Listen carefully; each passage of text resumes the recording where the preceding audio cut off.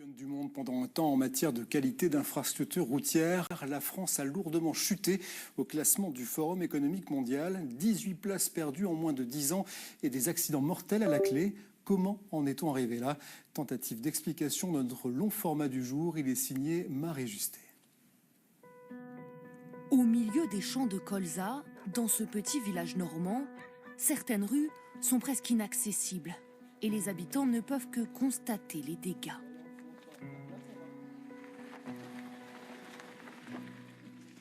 On a là qu'on commence à avoir des creux aussi ici. Ici, regarde, là complètement abîmé, complètement pété. Parfois, aller travailler, c'est compliqué parce que quand on crève et qu'on a une heure et demie pour changer une roue avant d'aller travailler, ça a forcément des conséquences au niveau du travail, au niveau des enfants, de l'école, etc. Comme eux, de nombreux Français se plaignent d'une dégradation du réseau routier. Nid de poule, fissures, crevasses. Un mauvais entretien des routes qui peut coûter cher aux riverains. Pour 3-4 habitants, on est à plus de 2000 euros, par exemple. Là, c'est carrément un changement de pneu. Donc là, on en a pour 313 euros. Ça représente énormément, ça représente des vacances en famille, en fait.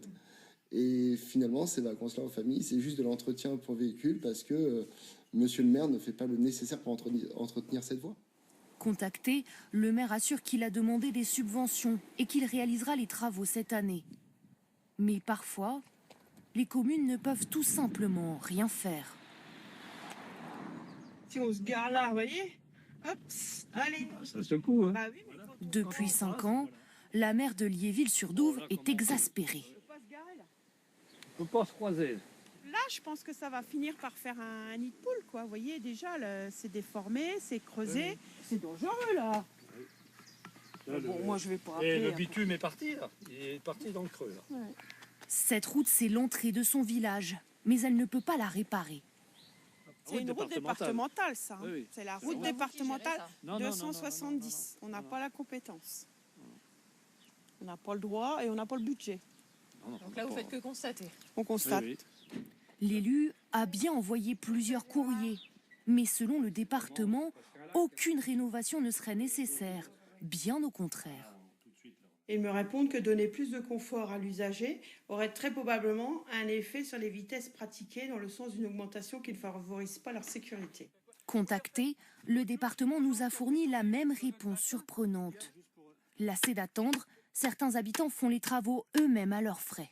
J'ai déjà réparé avec les moyens du bord, mais et chaque fois qu'il passe la DDE, enfin je sais plus la DDE, Non, mais oui. il nous oublie. Vous avez Madame la maire là, qui est l'étage primordial et la première marche de l'État, de la République, et puis bah, elle fait ce qu'elle peut, comme tous les maires, et puis ça suit ou ça suit pas, c'est tout. Pour l'instant, ça suit pas. Alors, qui doit vraiment entretenir les routes en France ? Les communes sont en première ligne avec 700 000 km à leur charge, mais ce sont essentiellement des rues. Les routes dépendent surtout des départements, 380 000 km. L'État ne gère que 12 000 km du réseau. Et pour cause, il n'a pas cessé de se désengager du réseau routier. Une modification dans le paysage, la disparition des bornes indiquant en ville les routes nationales. Exemple, dans les années 2000, près de 18 000 km passent sous le contrôle des collectivités locales, malgré l'inquiétude des élus. Est-ce que par contre, la décentralisation, si elle nous donne plus de pouvoir, nous en donnera les moyens? C'est toute la question que je me pose encore aujourd'hui. Des kilomètres supplémentaires à la charge d'un département comme l'Aveyron. Et il y a des chantiers de taille, comme celui-ci. La courbe qu'on devine derrière nous ici est trop prononcée et donc pour des raisons de sécurité, il était nécessaire d'apporter ces corrections. Le budget route de l'Aveyron est stable, 35,5 millions d'euros par an. Mais pour ce prix-là, le nombre de kilomètres rénovés diminue. Quand le niveau de prix évolue à la hausse, avec le même montant financier, on réalise moins de travaux. Donc évidemment, ça impacte aussi.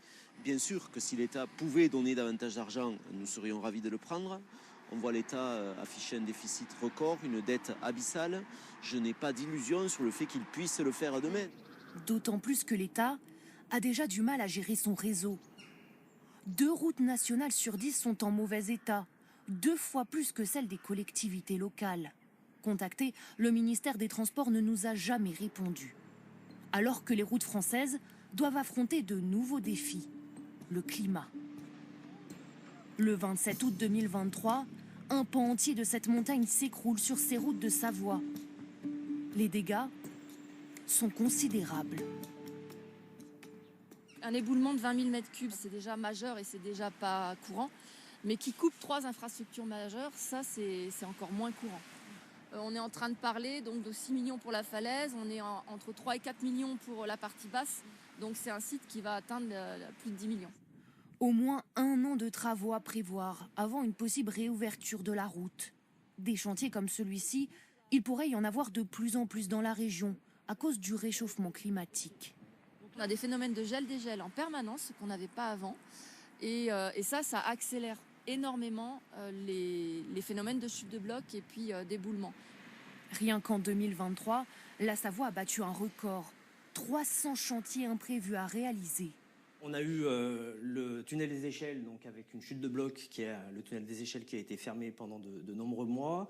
On a le chantier de l'APRA en Maurienne. On a aussi la RD 84 en Tarentaise. Il ne faudrait pas que ça arrive chaque année parce que ça va poser de grosses difficultés en termes de budget et en termes de main-d'œuvre, d'hommes et de femmes pour pouvoir après réaliser les travaux. 16 millions d'euros de travaux à réaliser en urgence qu'il faudra prendre dans le budget d'entretien annuel.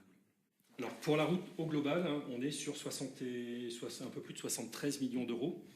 Ça va dépendre du choix des élus. Pareil, c'est-à-dire que soit on a une trajectoire budgétaire, soit on décale des gros chantiers, soit on décale des petits, et en fonction des choix qui vont être faits, des arbitrages qui vont être posés par les élus le 21, on verra. Depuis quelques années, le budget consacré aux routes en France était reparti un peu à la hausse. Les aléas climatiques pourraient rapidement fragiliser à nouveau le réseau.